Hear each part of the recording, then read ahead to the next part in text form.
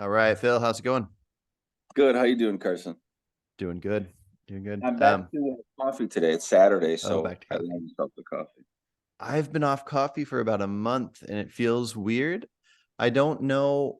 I don't I get conflicting information. I actually hear that it's healthy for you, but I keep trying to cut out things that I find to be addictive in any way. And I don't know. I mean, so many things in life are addictive. So, anyways, I don't know if I'm gonna get anywhere with it, but You substitute with tea or anything like that? I wouldn't call it substituting with tea, but I drink tea due to its health benefits. I try to get some green and black, like a mixture of green and black tea, early in the morning. Um, so yeah. I don't seem to be affected by the caffeine in it though. So it's where coffee will just like Hmm. I can feel it. Oh, same. um, 100%. yeah. Um, all right, so we're going to talk about some vegan things. Hmm. And okay, so the first thing we're going to talk about, I think, I just had a conversation with somebody about this, and I want to hear various different ideas. But essentially, I made this claim that if we knew that non-human animals had no will for the future, they aren't thinking like they're not a deer thinking I'm going to hang out with my deer friend tomorrow, and they're not thinking that like there's no thought in their head of anything to come. Does their continuation matter? So assuming that I think we're both on the same page that suffering matters. If you eliminate that part, if it's kind of a Thanos snap or just like a bullet straight to the brain or whatever it is, let's just say it's a button that instantly makes an animal dead. Is Hmm. there a moral issue with it dying? And then well, let's just start there. Is there a moral issue with it dying? And we're presuming that it actually doesn't have a will. It doesn't think about the future. Correct. Yeah. Um, my intuition, there's a strong intuition because I'm programmed to to fear death. Um, Mhm. so I know the word empathy is really overused today, but there's like I project that onto every other living thing where I'm like, oh, I fear death, so I don't want to kill this thing. Mhm. Um, so my strong intuition is that yes, there's still a moral dimension to that. Um, but it's difficult to justify philosophically if an animal doesn't think about the future, and maybe doesn't have so it's a little so the animal still has fear of death, right? Like a deer, for example, is Mhm. known for being scared of something that's going to get it, Mhm. right? Yeah. Okay. Yeah, I think there's a moral dimension to that. it's not just it's not just a pain blinking something out of existence. That's sort of like thinking, like, imagine if you ask you or I, and maybe this has to do with our projecting into the future, but I don't think so. I think it has more to do with just our fear state. If we're about to be put under, and the anesthesiologist says, "Hey, you know what? What if I just pump you full of 10 times as much as I should, and then you'll fall asleep, and then you'll be gone forever. How about that?" Mhm. Ask us how we'd feel about that. It's terrifying. We just blink Yeah. out of existence, but that's horrifying.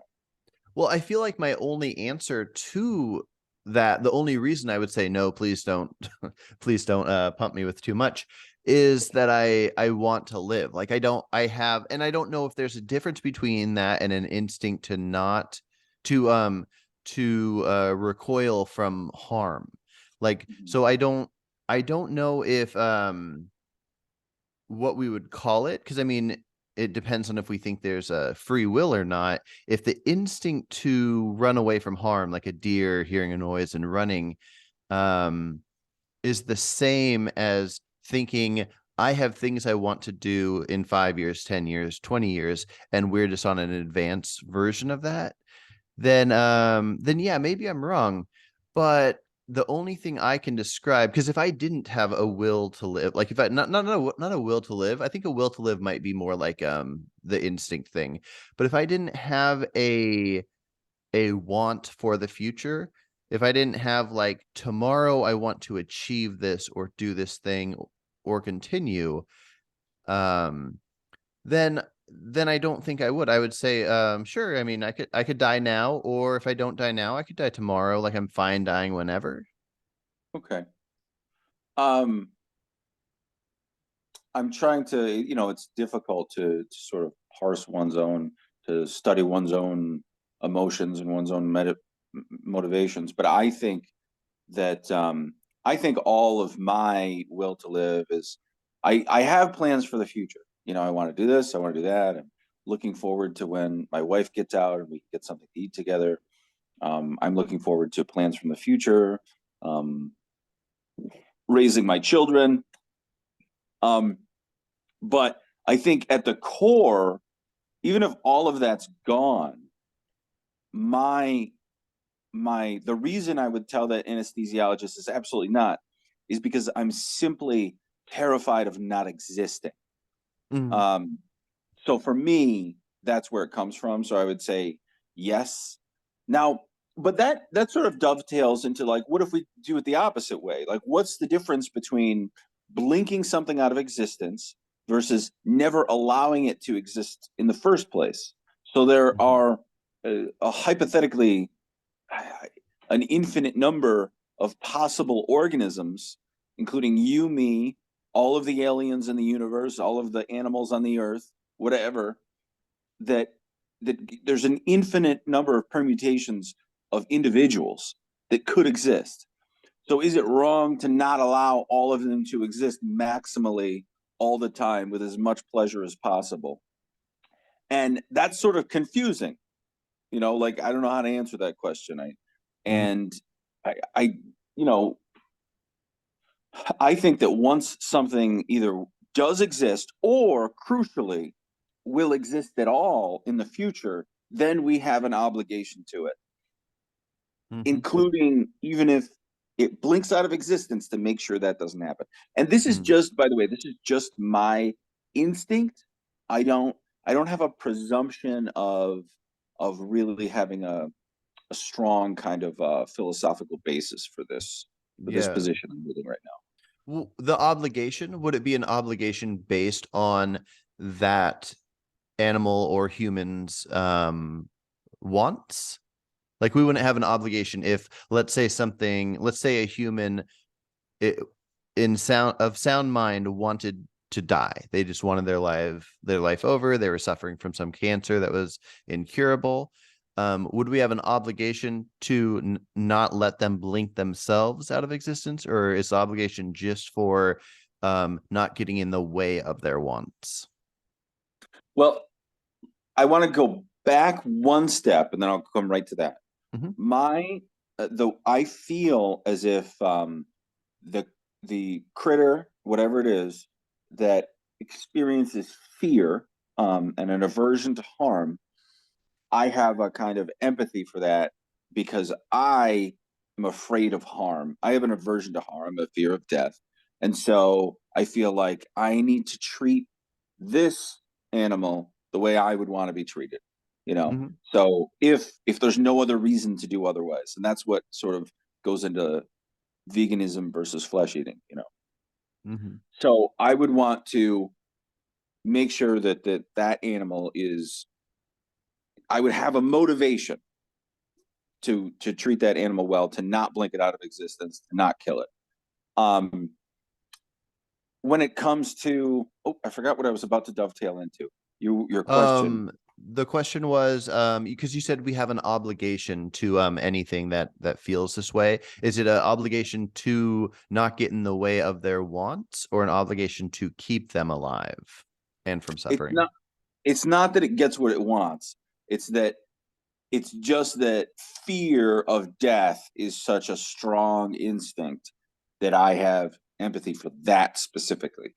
Now, Hmm. for someone who wants to die, um, then that's a much more, like, complex conversation, because if someone is terminal and in a lot of pain, Hmm. and in this society, sometimes we see people just, their life. goes on for like 1 extra week or 2 extra weeks of excruciating suffering as they die as they die of dehydration in hospice. Excuse me. Drink. No, you're fine.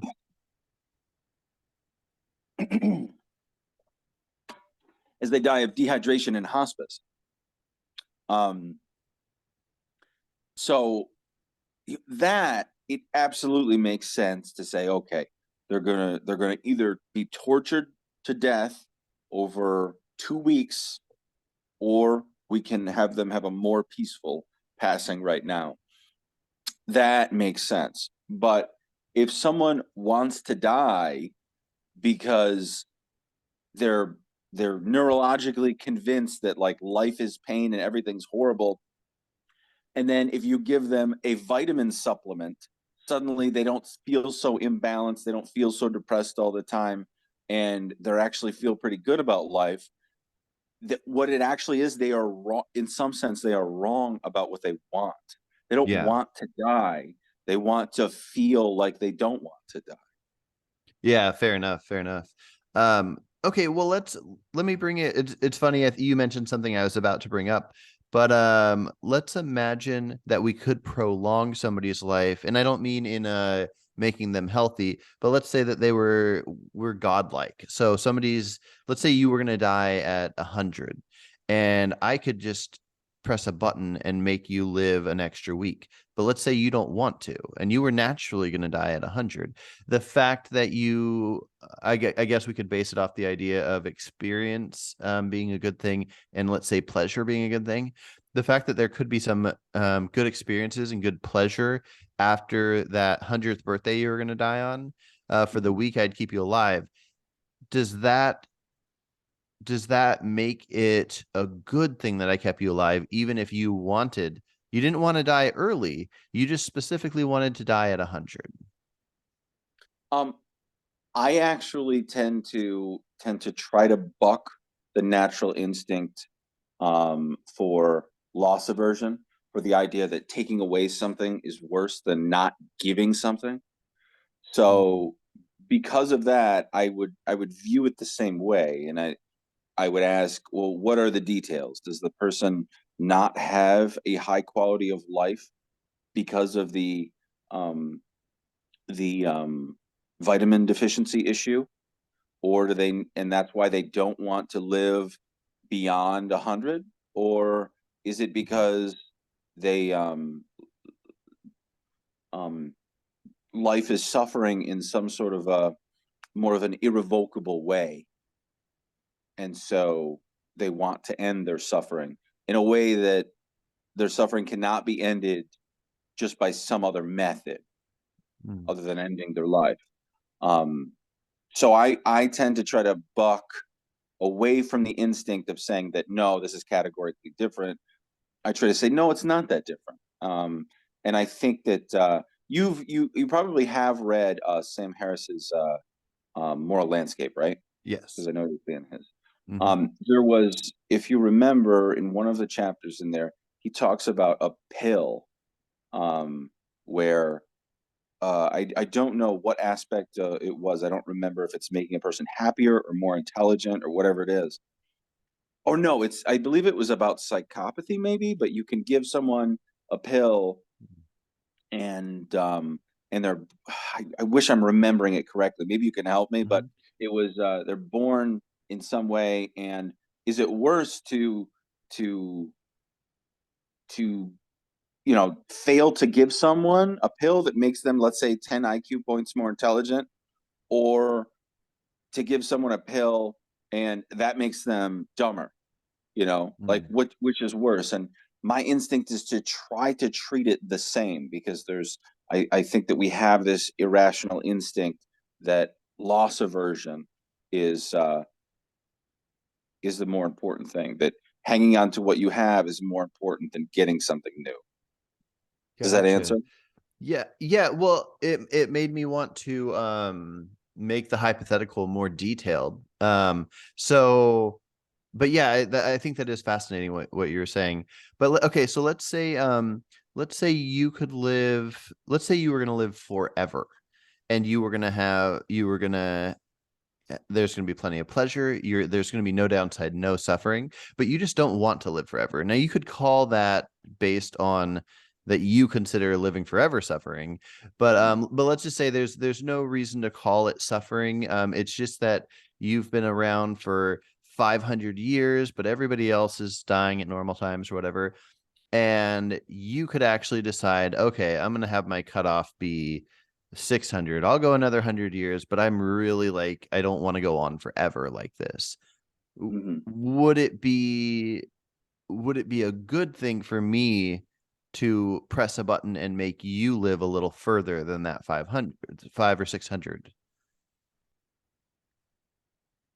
Um, I think so. I'm not, and it might be a function of the fact that I'm not that libertarian in terms of my ethics. Mm-hmm. But I think I think that would be fine. I don't know. You have really good questions because it's challenging. Like and it's butting up against that kind of loss aversion, naturalistic kind of fallacy where it's like, well, this is when they would die anyway. So you're the one changing something.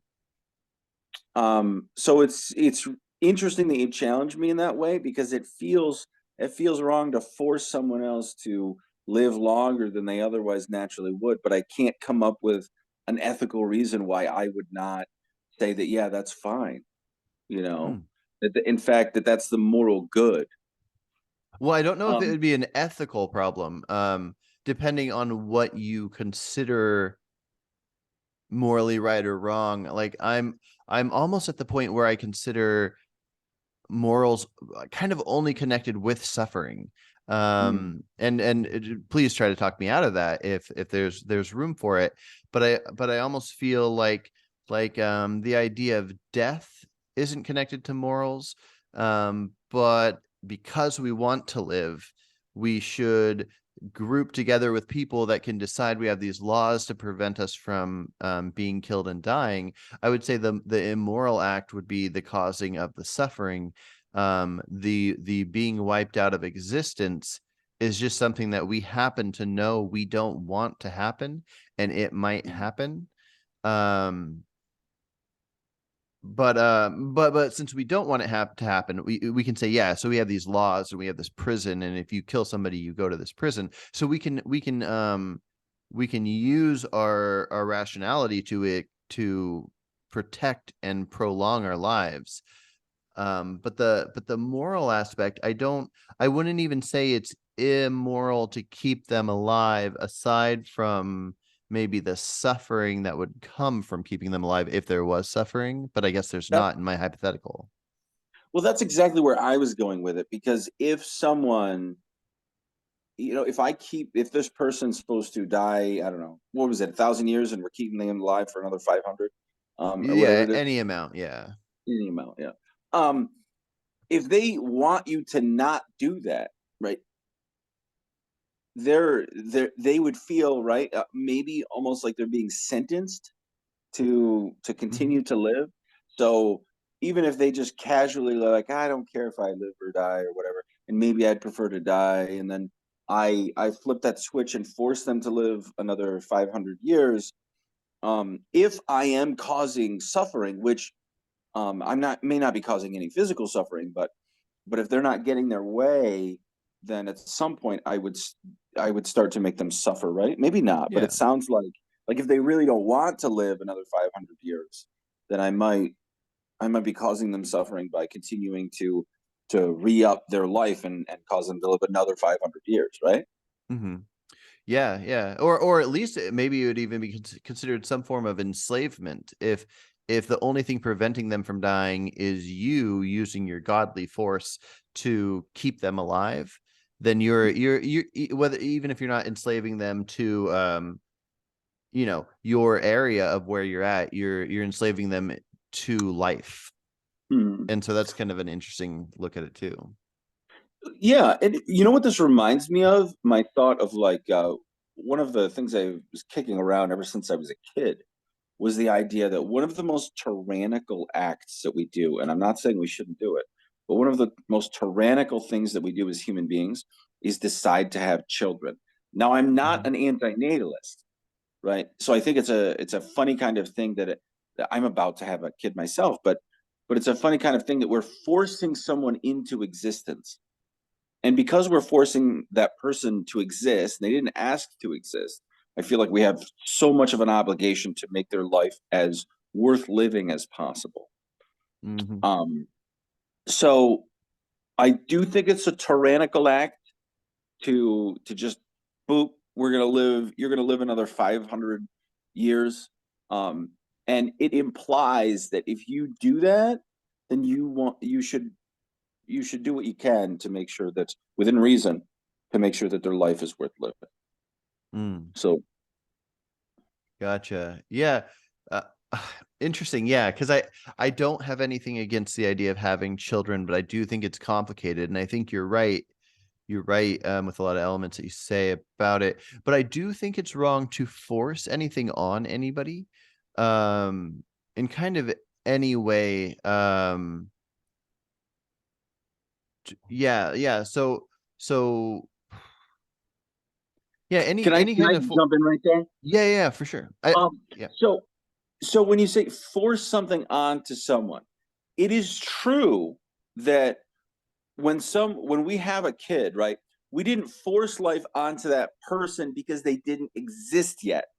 Hmm. But if we have a temporally relative understanding of ethics, in the same way that we do with climate change. We don't know the specific individuals who are going to be alive in 100 years from now, right? Hmm. But I think most of us agree that we have some sort of ethical obligation to the people of the future, and crucially, we know that they will exist, even if their individuality um, is not yet determined, Hmm. right? So we know they're going to exist, so we have an obligation to them. Now, that goes into the natalist argument that I was discussing a second ago, where it's tyrannical to force someone into existence. We can say, oh, wasn't that tyrannical because they didn't exist yet? But if they're going to exist, then it's tautological to say that we know that they will exist. Hmm. So we are forcing them into existence. It's just we have to have that temporal relativity when it comes to ethics. Do you know what I mean? Hmm. Yeah, yeah. It's just such a big complicated topic that I'm trying to think of how long it would take me to break down how and why I feel about it. I think I feel essentially the same as you. Um, I think it would I definitely want to think it over more before, and maybe even have an entire conversation on the idea of how moral or immoral is it to have kids, even if we're going to act upon it when we think it's immoral. So yeah, no, I do think that's fascinating. And it might be a case where I find that that element of force is acceptable. But I would view the forcing somebody to live longer as not acceptable. I I'm trying to think if we had the most perfect case. I'm trying to think of the most challenging way to challenge myself on that. And if we had the most perfect case of a description of somebody that we would want to help with assisted suicide, like the most perfect case where no matter what we'd say yes, we've evaluated their brain. This person should have assisted suicide. Um, and then I'm trying to imagine if that was my own child that was at a relatively young age, and would I feel it moral to force, like I could press a button, they wouldn't know that I kept them alive, and I know they didn't want to be alive. Would that be wrong? And if that one's wrong, then they're all wrong. um, and I think because yeah, a lot when people die, the thing we're saddest about the most is a selfish thing. We're sad that we don't get to experience them because we got so much from them. Mhm. So I would say not that that's really connected to the idea of making something continue. But I think making something continue or exist randomly for the sake of its potential pleasure, I don't think is right. Another conversation I had with a different person was they were saying that pleasure is everything. The more pleasure, the better. And my take is, if something already exists, you want more pleasure and less suffering. But if it hasn't existed yet, I don't see any need to make it exist. Like if I could press a button and a new human just appears, and it's not a human I'm going to raise, so it's not that my natural instincts to procreate is happening. I could just press a button and make a child appear, and then that child will be raised by a good family. And it'll have all the pleasure in the world. I don't think that person should exist. I don't see a reason to make that person exist, but that person thought I was wild for saying that. Um, oh, they thought you were wild for saying that? For saying, yeah, because they were saying if we had enough space, if we had like, if the planet was a billion times the size it was, we had all the space in the world, that the more sentient things you can bring into the world to feel pleasure, the more pleasure in the world, the better. And I don't think so. I don't think something that never would have existed should be made to exist to feel pleasure. The only excuse I can think to make something exist is our instinctual desire to procreate. Yeah. Yeah. Yeah, I think what's important, and I think you'll agree with me on this, is not the total number of organisms that are experiencing a net positive, right? Mm-hmm.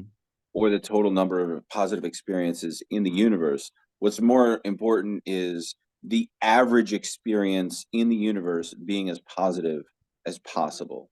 Yeah. Um, and not just the average, but also negating as many of the most extremes.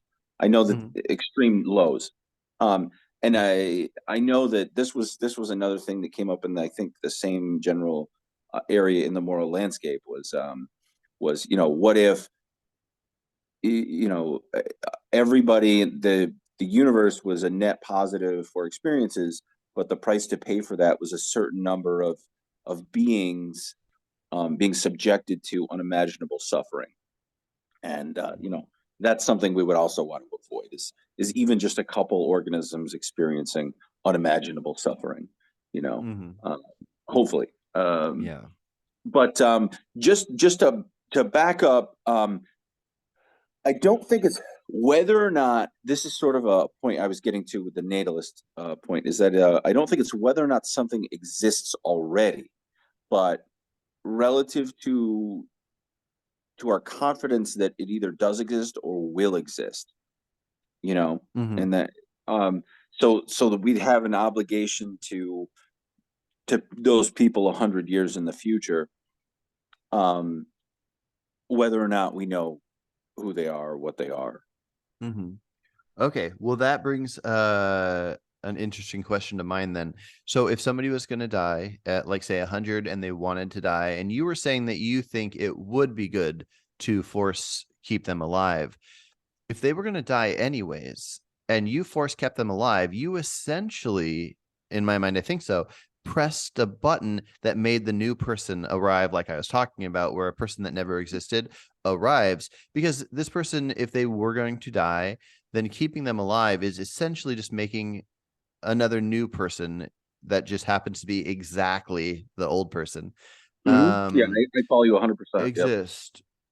So am I wrong there, or No, you're right. Yeah, that it's that tyrannical act. That's why I brought up that you reminded me with the keeping someone alive argument that it's just like the tyrannical act of having kids. Of it's mm, forcing them into existence.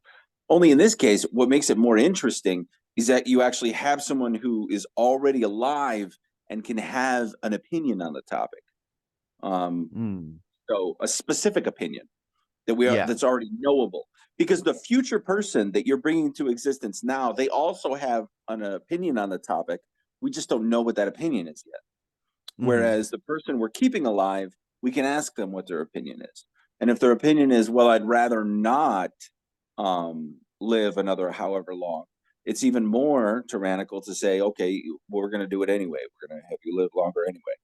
um, mm-hmm, but I can't find a good reason, aside from some real suffering, where we should allow them to have their wish to die. Um, not so to me, and I'm going, by the way, this is an ethical perspective that I have that goes against my natural instincts of loss Hmm. aversion, right? I still say no, that that that failing to force someone to live longer is ethically in the same ballpark as killing them in assisted suicide. Mm. So that's probably a very hot take, like a very controversial opinion. Hmm. Um, and it's one that I don't come to naturally. It's one that my own instincts do not agree with, but it is a position I Hmm. hold. Interesting. Okay, I'm gonna make a mental note of that, and I'm gonna try to talk to you about it further at a different time for that one. So we'll set that aside.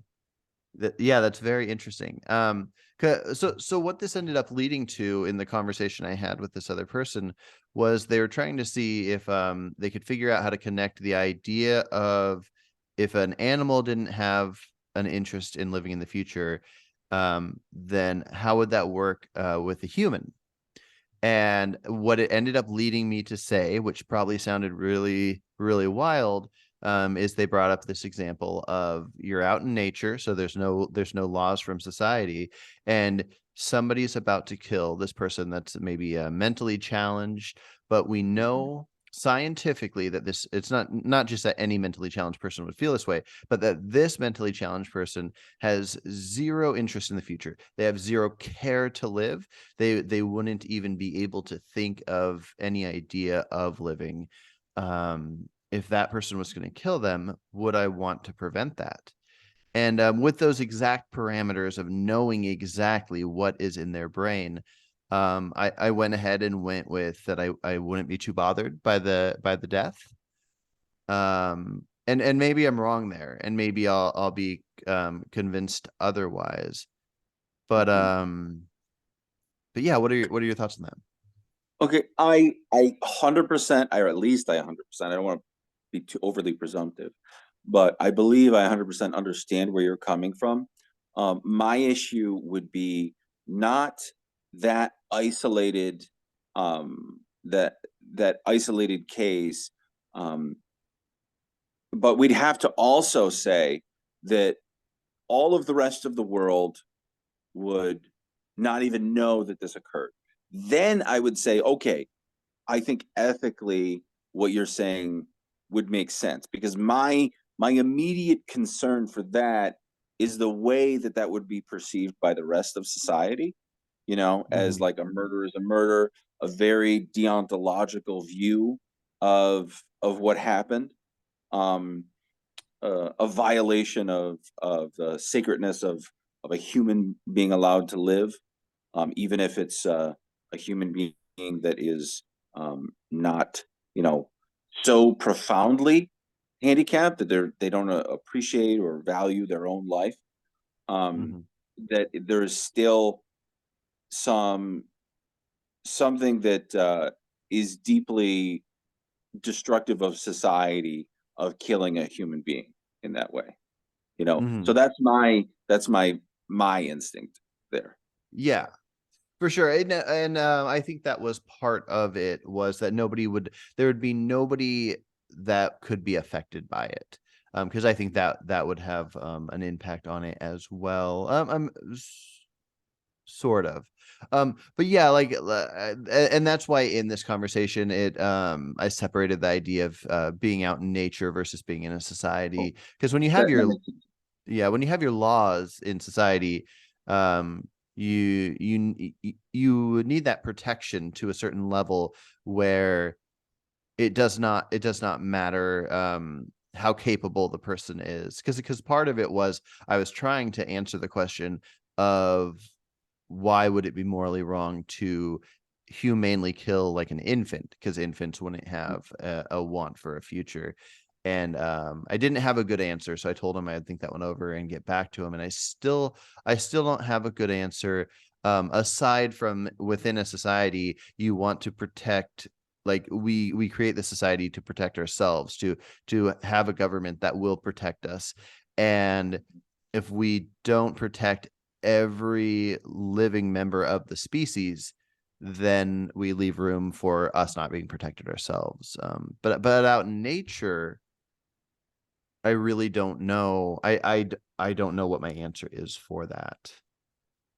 In some sense, I think that the question is designed to be as like controversial and edgy as possible. And Mhm. what that sort of gets into is why a lot of philosophers, ethical philosophers, will have conferences where what their answers are would not be well understood by the wider public, right? And Mhm. could get them into a lot of trouble. Um, and that question is one of the questions that I think would be most appropriate for like that kind of that kind of venue where the answers are actually anonymous. You know what I mean? Mhm. Because there's no way to formulate the answer in a way that the public would understand some of the nuance there. Like it's very difficult for I think the majority of people to understand some ethical tricky questions, when Yeah. it comes into that. Yeah, and not because of a lack of intelligence or anything. It's just that most people have this care for humans. They care to for people to survive, and they just don't break down these ideas in this way.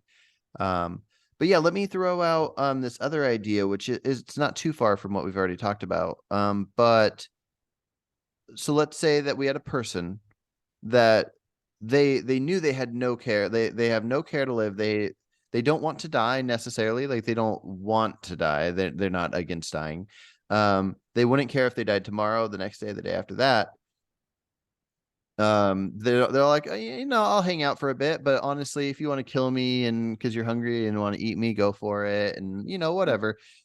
I can't see in a case of a mindset like that. This is how To I picture, by the way. I'm Mhm. sorry. This is Yeah. how I picture any being that Mhm. comes into existence not as a result of um, evolution by natural selection, right? So if you Mhm. create an android, that's how I picture like an android. Sort of an android could have all kinds of emotions and complexity, and it could all be or seem very real. I'm not sure how it works. I'm not sure how Mhm. actual consciousness works. So maybe an android could have all of these emotions, but they wouldn't have our um, strange desire to just make sure that we stop and don't that we continue to exist, because they didn't come up Mhm. through natural selection, right? So Mhm. so keep going though. But Yeah. that reminds me of that. No, no, no. I think so too. I think essentially the person's kind of robotic. They born with like a defect in that natural want to survive. And again, I don't know the difference between the instinct to pr preserve your own life versus however our brains work that make us want a future. Because I do feel like it's different. I feel like if I sense danger and I get Mhm. scared and have fight or flight, um, that is one thing, and I think it is separate from my want. Like I have so many books I want to read before I die. I have so many albums I want to listen to before I die, and I have all these things, and I don't think that's connected, but it might just be my lack of understanding of our species. But if somebody did not have that, even if they had the fight or flight, but they didn't have any care of their own life, like they said, "Oh, here's a button, you can press it and I'll die," and they don't care. I see no moral issue with removing them. Mhm. And let me compare it to an example I talked about with somebody about a cow. So let's say you have a cow on a farm, and it's let's say that 3 years is about the time that they're gonna butcher a cow because it's a full adult by the time it's one or something like that. So 3 years. they're going to butcher this cow. Now, this cow might have had some pleasure, might have had some suffering, whatever it had, and they're going to butcher it at 3.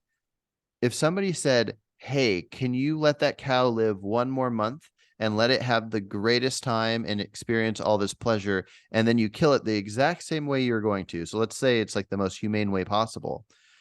In my mind, giving it an extra month of pleasure means nothing. Oh, Yeah. So if it's a cow that has no thought of, if it's like the human I was saying that would say press the button or whatever, like I don't care if I'm alive or dead or whatever, an extra any amount of pleasure I think only matters in the time frame that you're alive, that you happen to be alive. But to keep something alive to gain pleasure, I can't wrap my mind around that being a thing that makes any sense. okay. Okay, that's interesting because I might be wrong about this. If maybe I am challenged on it, maybe I could be wrong about this. But my thought is that we want to increase, average, the average quality of the experience of everything alive for the time that it's alive. So for the Mhm. time that cow is alive, to me, I would think it's a good thing of let's let it have as enjoyable a life as possible and then make its death as fast as possible. And then, um, its flesh can make the lives of human beings who eat flesh that more enjoyable also. Mhm. Um, and of course, the moral calculus would change if we were talking about like um, raising human beings to be eaten by other humans. Mhm. Um, Well, I so know that's the way I would see it. Oh, I by the agree. way, Mhm. okay, sorry, go ahead. Go for it. I wanted to touch back on what you were saying with the fear of death and the looking forward to the future being Mhm. different. For me, I don't know if you're familiar with the analogy of the elephant and the rider, the fact that we most of our arguments are not really what we're motivated by. Our unconscious is the elephant that actually decides where it wants to go, and the rider of the elephant is just pretending to steer the elephant, and that's most of our arguments. Yeah.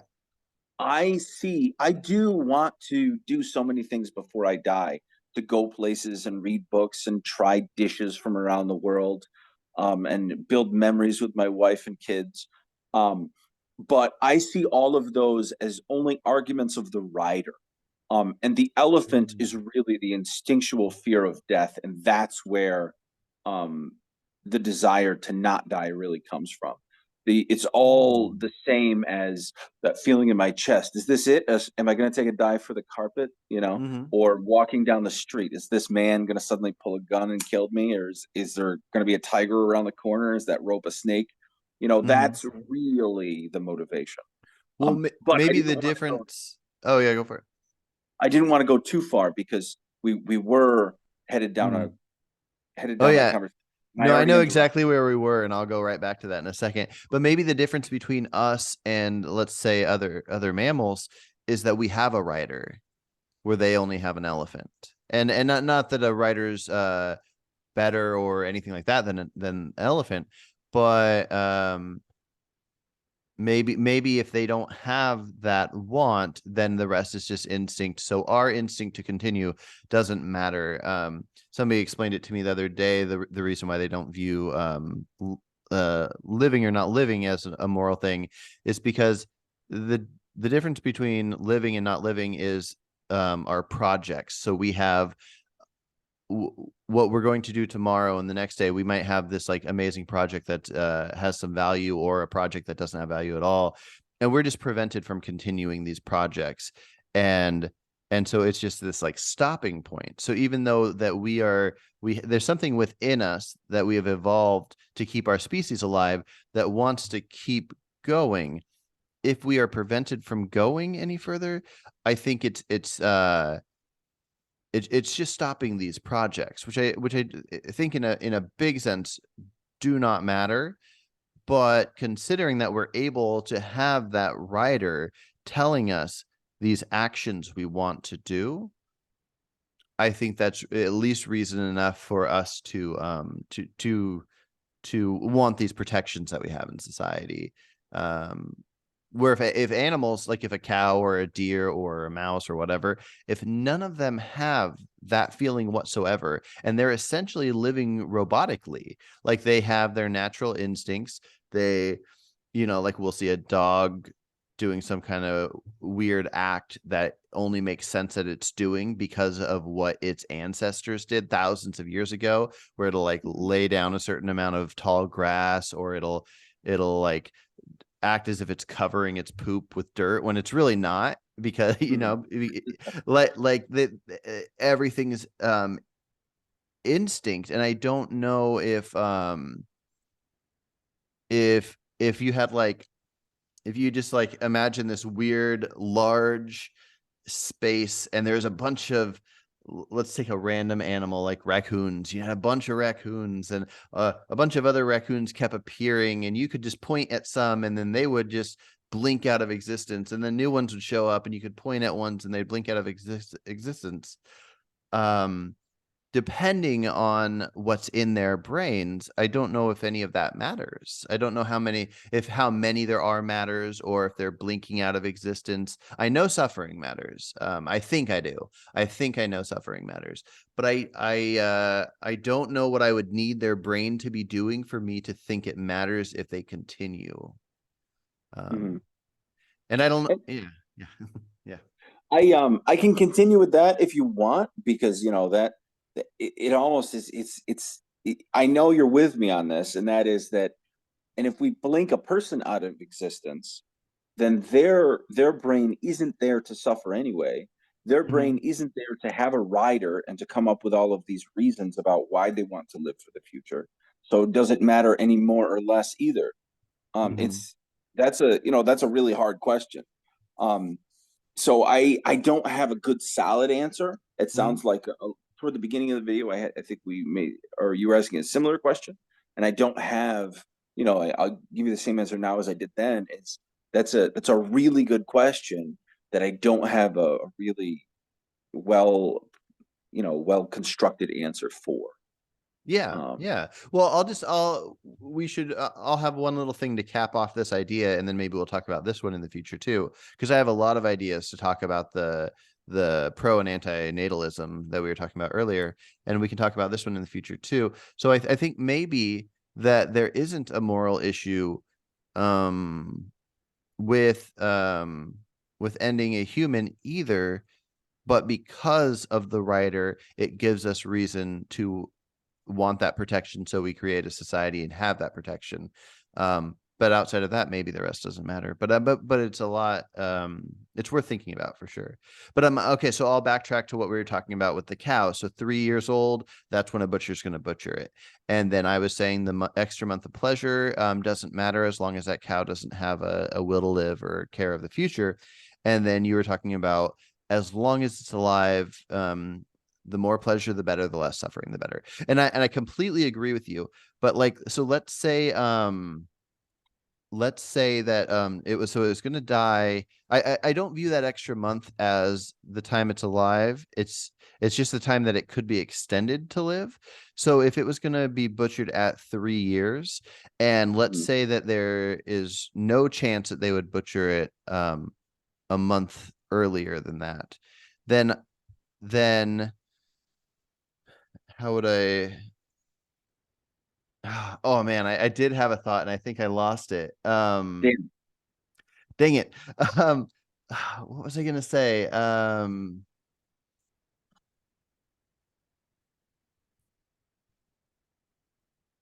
I interject too much. I'm like, No, I always want to jump in on some little point you made, mm, and that makes me think of something. So I yeah. apologize for No, that. it's all right. I was attempting to hold on to that for a while. I was surprised I kept as much as I did. I should have written it down. I have a notepad here. But yeah, no, I agree with you. I It's just that while it's alive, it should feel pleasure. So yeah, if you convince someone to keep it alive, like they're about to kill it and they're like, okay, we'll let it stay alive another month. Um, Now, if they agree to keep it alive, I want it to feel pleasure over suffering. But if they agree Mhm. to keep it alive just to kill it in a month, um, I don't view that as it necessarily is even kept alive any longer. Like it's What if they agree to keep it alive until it's near its natural point of death, like, and then you mm. kill it and eat it? Yeah, I mean, and so that would be ideal, especially with us not having much of an understanding of what animals want or think. I think that would be probably the most ideal thing with any situation. Um, So it doesn't even that month doesn't matter at all?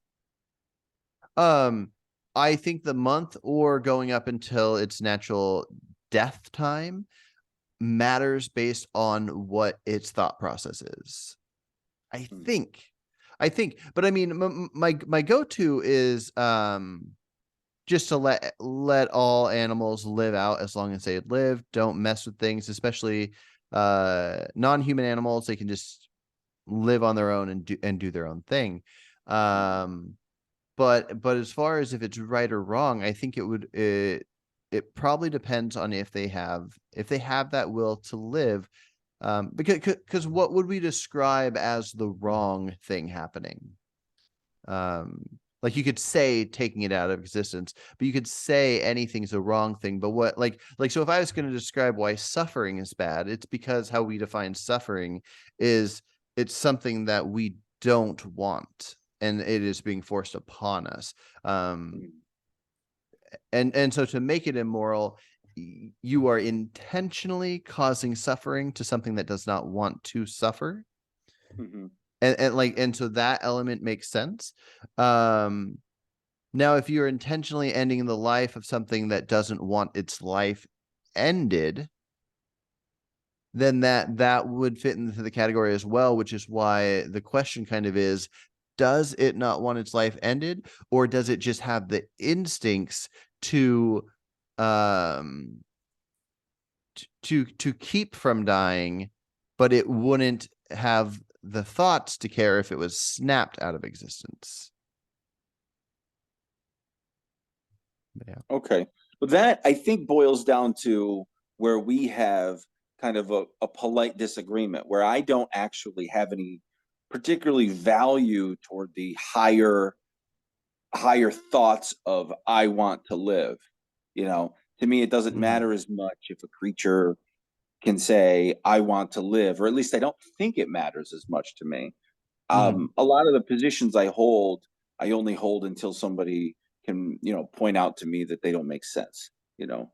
mm, Um, but it feels right to me to say that I don't care about ethically. The writer doesn't matter as much to me. It's just that subconscious elephant, if that's the reason that we want to stay alive, the real reason, and all of our excuses about why we want to stay alive actually are not the reason. It's not, it doesn't really have to do with wanting to see the world or wanting to, um, raise our kids or anything like that. It actually mm. is just Oh, do the you think we instinct. use those as an excuse? Yeah, the writer is just all excuses. Okay, I But we believe gotcha. them. We believe them. It's just Hmm. confabulation. you know we believe the writer. It's just that actually the elephant goes wherever it wants. So that, Hmm. I apologize, because I use that analogy really quickly, you know Hmm. so maybe we should abandon that analogy because No, it's just. you're fine. I mean, I know the elephant and the writer from The Righteous Mind, Jonathan Haidt.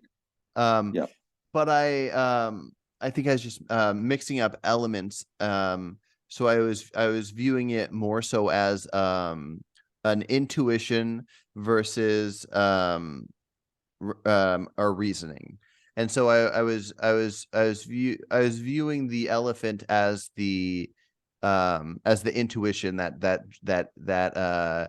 instinct that we have to do a certain thing, where the writer is viewing more as our reasoning, and I don't view the reasoning as an excuse. I just view it as, but maybe that's what I was mixing up.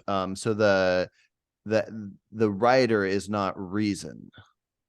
Yeah, the writer is the publicist, right? So the writer has Mm, no control over where the elephant goes, right? And the elephant is our instincts, which are coming to the conclusions that they want to come to. And it doesn't matter what the writer says. Then the writer is the publicist that says, "Oh yeah, we're gonna go take a drink now because we're thirsty." Think of it like as confabulation. As mhm. it doesn't matter why the elephant is really doing something. The rider just comes up with the most reasonable sounding excuse for what the elephant is actually doing, and the elephant is the independent variable. Gotcha, gotcha. Okay, interesting. I'll have to look into that further as well. A great book by the way. But yeah. Um interesting. Was I so I guess in my mind it almost makes it even more so that our existence doesn't matter. I mean, it matters because we can feel that it matters. So it matters to us. We're going to fight for that existence. I mean, obviously we can't imagine caring after we're gone. I can say all I want that I don't want to be dead right now. Somebody behind me shoots me with a gun. Well, I'd see them with this. But I I would just be out of existence. But due to the want to live, I definitely want anyone to have that. It's interesting that I even care about this to any degree because I doubt there's any way to find out if animals have a will to live. I don't even think we should I don't think we should test on animals. I'm sure there are some cases where if billions of lives were saved by some testing on animals, I'd say I don't like it, but go for it. But so considering that I don't think we should even test on them, I don't even think we should evaluate them in a MRI machine, even for their own benefits necessarily. So I don't know if we can ever find out this. I think it just stems from my idea of if humans are going to eat animals, this would factor in to how much I care about their death, where the suffering is just such a whole nother world. If there were cows just roaming around like deer do in some huge open piece of land, and the most excellent marksman takes just whenever a cow is needed, they go shoot a cow, like hunting style, to where the cows aren't forced into any areas, and then that now dead cow is used for its flesh. I don't like it. I don't think it's necessary. I have not been convinced we need it for health. But if people are going to eat them, and it would take a lot of expert information, more than we currently have, for me to say that legally nobody should be allowed to eat them. I don't want to force that on anybody. Ooh, almost got a sneeze. Almost has to be something. Yeah. Um, but and so that's why it matters. If I thought the death mattered more than the suffering, then I would probably have a different take on it. But yeah. Um, yeah,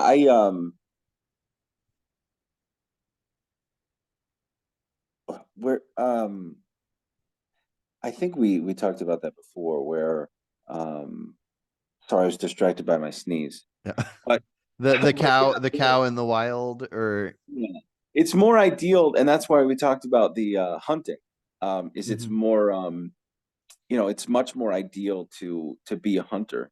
It's probably better, and this goes back in the that short clip you where you were critiquing the gentleman who said that vegetarians are the opposite of vegans. It's probably better for someone to be someone who's a vegan, yet I shouldn't say they're a vegan. They're a vegan, except that they will hunt and kill a deer and eat the deer, Mhm. versus someone who doesn't hunt but is just a vegetarian, who, eats eggs for breakfast every day and uses milk and other baking, it's Hmm. probably better to be the vegan who's not a vegan when they hunt for deer. I don't know, but Yeah. does Oh that no, get to I what you're saying? Yeah, no, I completely agree. Uh, g- Again, it would come down to every element of suffering. What we can reasonably do to cause the least amount of suffering while also looking out for ourselves and our health. I really think our health matters. I'm gonna have a conversation maybe tomorrow with somebody about how much we should let our health go down to Hmm. protect other things from suffering. And I might just be an immoral person in a sense, but I don't think we should let it suffer in any way. I would eat as many animals and animal products as I needed to be the healthiest I could be. I just haven't been convinced that I need any. But if it turned out that that was but then I would want to do it the best way possible. I would want, because it would still be the, in my mind, veganism isn't about protecting animals by declining your own health. It would be, what's the best way to cause as little suffering as possible while eating animals. And so yeah, if it turned out that all animal products were pretty darn healthy, then if I were to add uh, a non-vegan thing into my current life, my go-to would probably be something like hunted meat. Um, What about this then? There are essentially animals out there that are like vegetables made of meat, ethically, like a mhm. clam. Ethically, Yeah. isn't a clam more or less a vegetable made of meat? Yeah, and bivalves is one of the main ones I hear people talk about where vegans are on the fence. But yeah, clams, oysters, a few things like that. Back when I did eat meat, I never really liked the taste of those things, Mhm. mussels and all that kind of stuff. Um, but yeah, if it turned out they're healthy, do you know, is it thought of that those are healthy for you if you eat them a certain way? Well, we all know that how controversial diet and health can be, and so Yeah. many. So I am on the. I don't. I'm not arrogant about this. I'm not an expert, but my Mhm. impression is that if we want to be healthy, all we have to do is pretty much stop eating all baked goods, stop eating sugar, and don't eat extremely trans fats and saturated fats and stay away from like all kinds of red meats and meats in general, and then we're Mhm. fine. Yeah. So I'm pro egg and I'm pro fish and I'm pro bivalves and all of this. Mhm. So I think that, and of course you brought up previously that there might be some issues with companies, dairy companies messing with the data when it comes to how healthy eggs are. But I'm Mhm. still under the impression that eggs are healthy and clams are healthy, and Mm. bivalves are healthy. That's my impression. Gotcha. Yeah, and there's probably not a food that has more mixed information on than eggs. So there are a lot of people that are very pro egg, a lot of seemingly dietitians and nutrition experts. So I wouldn't want to talk you out of eating eggs, other than maybe when you can aim for free range or get your own backyard chickens or something. Um, oh, which reminds me, I was talking to a couple ladies from New Jersey. I wrote down the city one of them was from because I was curious how close you were to them. Woodbridge? I don't know if I wrote that down right. Woodbridge. There's a lot of towns up here that I'm not familiar with, but Okay. that's possible. I think they said they were central Jersey, but Oh no, Central New York. I'm from. oh, you're in New York. Oh, I totally Yeah. thought you were from Jersey this whole time. No, no, Oh, sorry. crazy. You know the Mohawk Valley, Central New York, Syracuse, that area. Okay. Gotcha, Syracuse, gotcha. Utica. Yep. Gotcha. Okay. But oh yeah, I think I pretty much completely agree with you on the health thing where there here's how I like to look at health because I think we have enough information that no matter how much there are different ideas of diets, I think we have a good way of looking at health.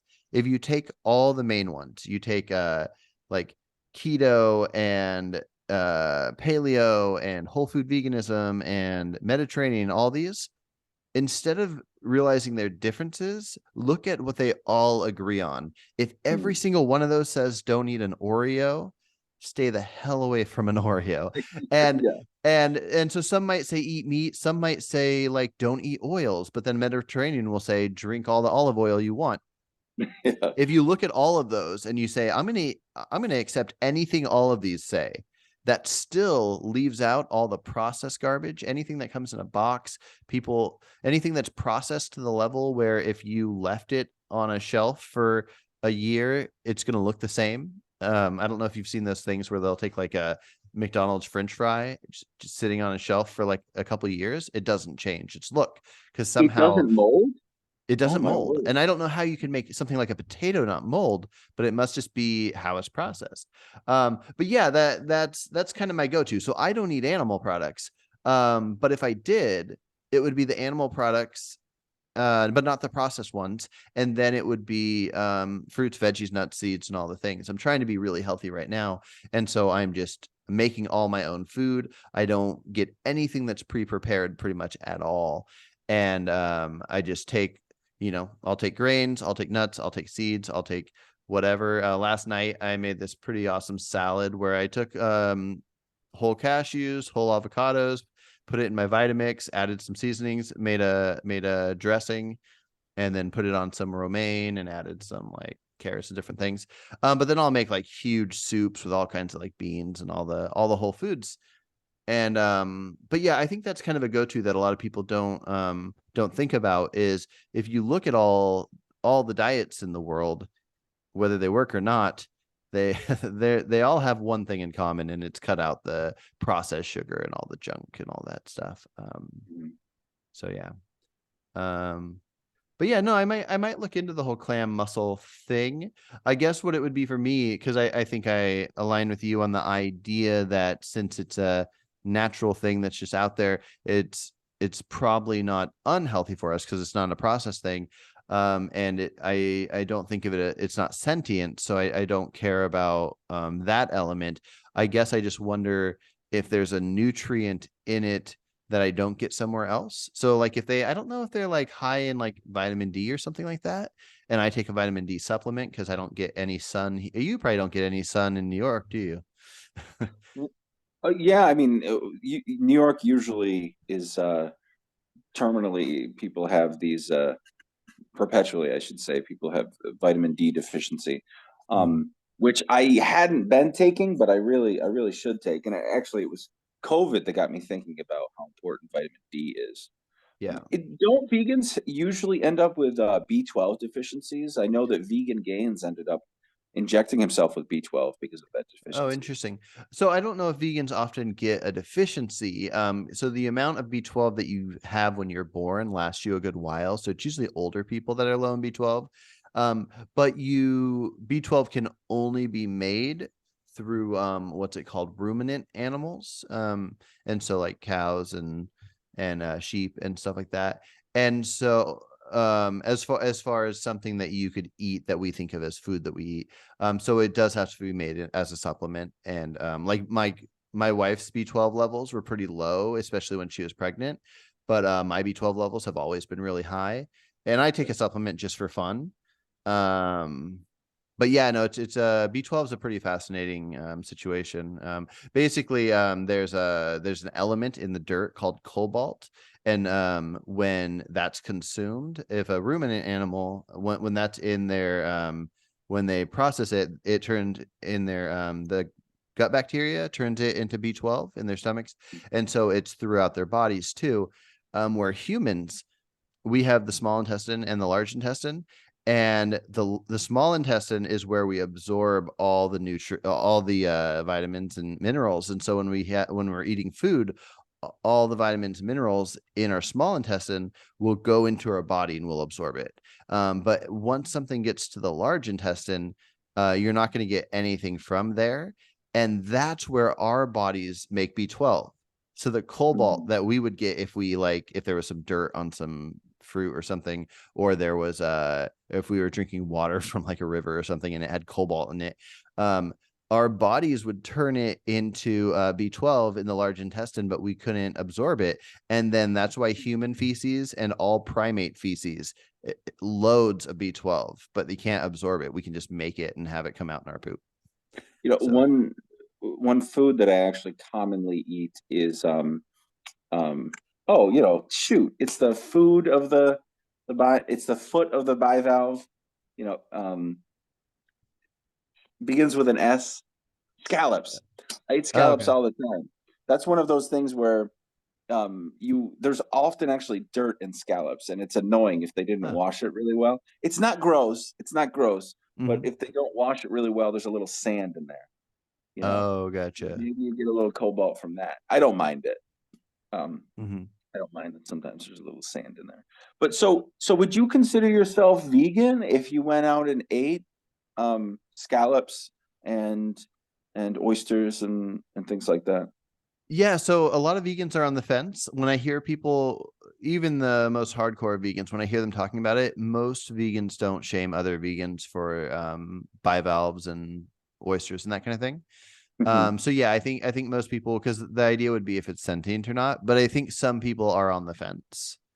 But me personally, so I don't eat any of that. I don't consume any animal products, and I have to state this caveat because I think so many people probably think that I'm not vegan, but I'm so much going towards the idea of what I told you last time, which is I think veganism needs to, unless somebody's referring to a diet alone, the act of veganism is a moral principle to cause as little suffering as possible when unneeded to things that can suffer, to non-human animals that can suffer. And so therefore, even though it might not work too well in our current setup, I think it's I think Within yeah. within the context, I should have said dietary veganism. Hmm. Um, so I guess I should have, the question I asked, because I remember that whole conversation, of course, I haven't forgotten. Hmm. The, Yeah, the way I framed the question should have been, would you consider that dietary veganism? So yeah, yeah. I think so. um Yeah, you know what? I might ask around just to see what the majority say. But because sometimes people will say that they don't eat anything with a face or any product that comes from something that had a face. And I don't know if those things have faces. I don't know. I don't think clams or mussels or bivalves or any of that. They're bivalves, I think, are usually called the mushroom of the sea. Um and so yeah.